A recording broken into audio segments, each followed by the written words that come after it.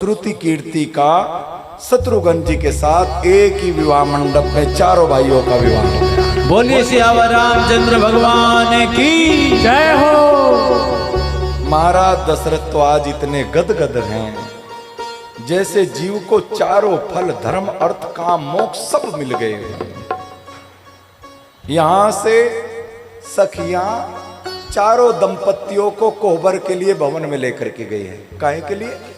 कंगने के लिए। कंगने का प्रसंग बड़ा रसीला होता है। इसमें कई बार बूढ़ी बूढ़ी माताएं भी पहुंच जाती हैं हंसी मजाक करने के लिए। बड़ा रसीला प्रसंग होता है।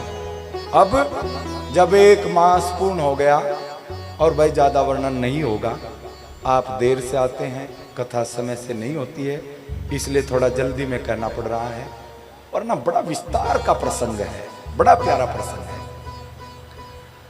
जब एक मास पूरा हो गया, वशिष्ठ जी ने कहा, राजन अब बारात को जाने दीजिए, अवध प्रतीक्षा कर रही होगी उत्सव मनाने के लिए।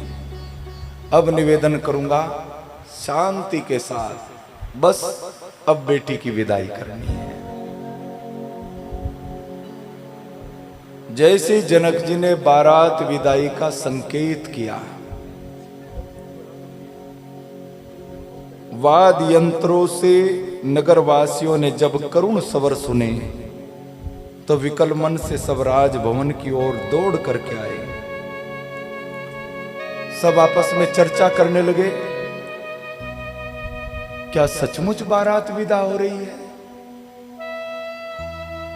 बारात जब आती है तो खुशी आती है। बारात आ गई भैया, लेकिन जब बेटी की बारात जाया करती है, हर आंख रोया करती है, हर आंख भराया करती है। बारात आने का समाचार जितना आनंदकारी है, बारात जाने का समाचार उतना ही विषाद भरा लगता है। जानकी जी के विदाई की तैयारी हो रही है। सखियां अनेक प्रकार से मंगल गान करती विदा करने के लिए तैयार कर रही हैं। मां सुनैना से बेटी की विदाई सहन नहीं हो रही, दौड़ करके आई, बेटी को छाती से लगा लिया, एकदम से रो पड़ी। बेटा, हमने कभी सोचा नहीं था तू एक दिन पराई हो जाएगी, बड़ी हो जाएगी।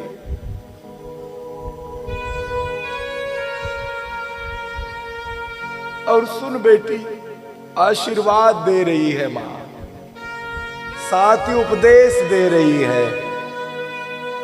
मां के पास देने को आशीर्वाद ही हुआ करता है।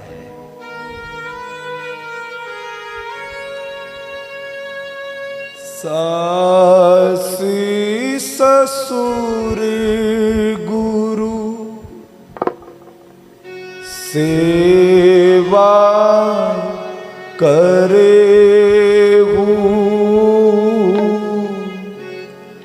सासी ससुर गुरु सेवा करे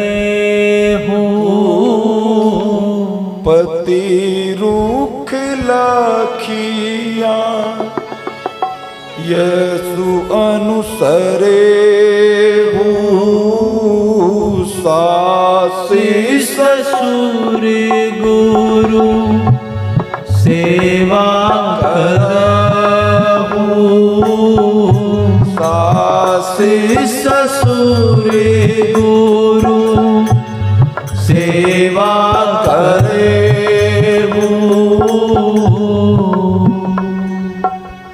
सुन बेटी, सास को मां समझना, ससुर को बाप समझना, और सबसे बड़ी बात पति के रुख को देख करके व्यवहार करना। ऐसा आचरण जिससे तेरा पति प्रसन्न होता हो।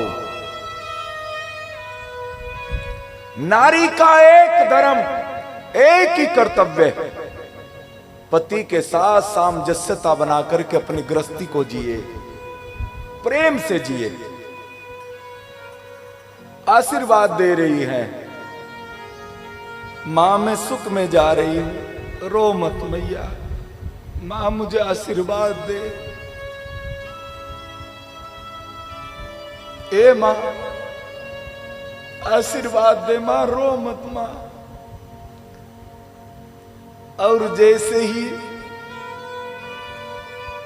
भला कैसे रुलाई रोके, एक तोता मैं ना पाले, जानकी जी ने पाले। जैसे ही ये पता लगा जानकी जा रही है, तोता मैना दोनों रो पड़े, हम भी संग चलेंगे। पिंजरे को डोली में रखा गया और इधर महाराज जनक को जैसे ही पता लगा बेटी जा रही है, दौड़ करके आए और आकर के सबसे पहले महाराज दशरथ के चरणों में अपना उत्तरीय रख दिया, कंधे से उतार करके। राजन, मुझ गरीब की बेटी को स्वीकार करके आपने मुझे बड़प्पन दे दिया है। बेटी वाला कितना भी बड़ा हो, लेकिन हमेशा बेटे वाले से छोटा माना जाता है। हमें बड़प्पन दे दिया। महाराज, इन्हें बहुए नहीं बेटी समझना। हमने आज तक अपने बच्चों से कोई काम नहीं लिया।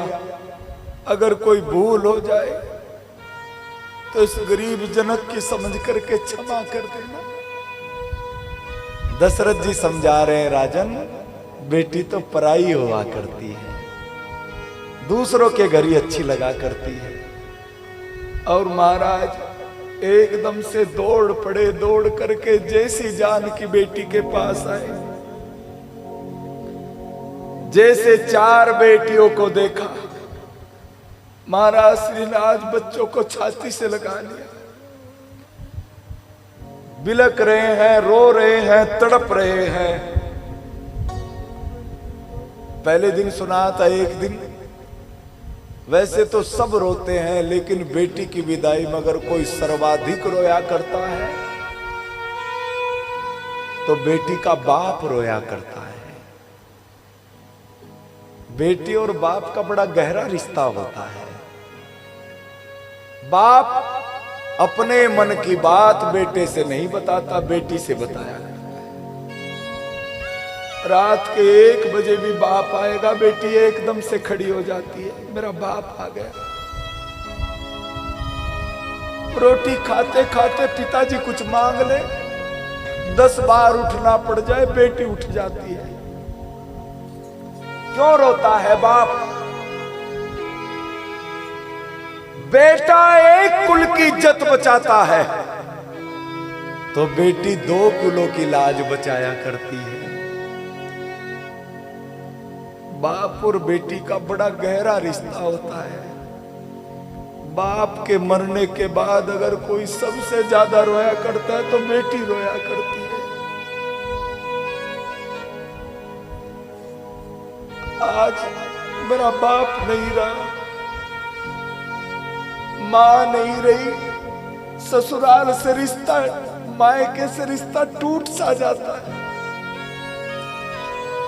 कौन से अधिकार से आऊंगी? घर आकर के किसको अधिकार से आवाज दूंगी? कैसा अद्भुत बाप और बेटी का हुआ करता है।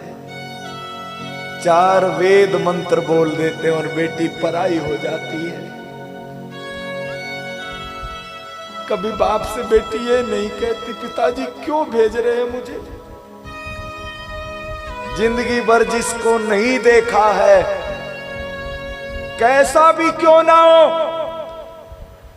भारत की बेटी जिसके हाथ में बाप हाथ पकड़ा देता है, उसी के साथ जिंदगी गुजार लिया करती है। बेटी की डोली बाप के घर से उठती है तो अर्थी ससुराल से उठा करती है। जनक जी ने कहा, बेटी जानकी, कोई भी कर्म करने से पहले एक बार अपने बाप की इज्जत की तरफ देख लेना।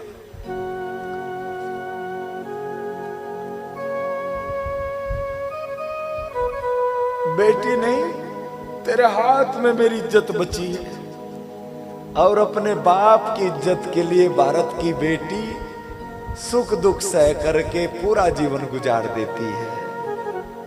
अपने बाप की इज्जत के लिए कितना भी दुख आए। वारी भारत की बेटी, आज जैसी बेटी विदा हुई, ज्यादा तो चर्चा नहीं करूंगा। बारी मन से बारात विदा हुई और रुकते रुकते बारात श्री अवध में पहुंच गई। और जैसे 4 बहुओं को मां कौशल्या ने देखा, आरती उतारी, अवध में उत्सव मनाए जाने लगे।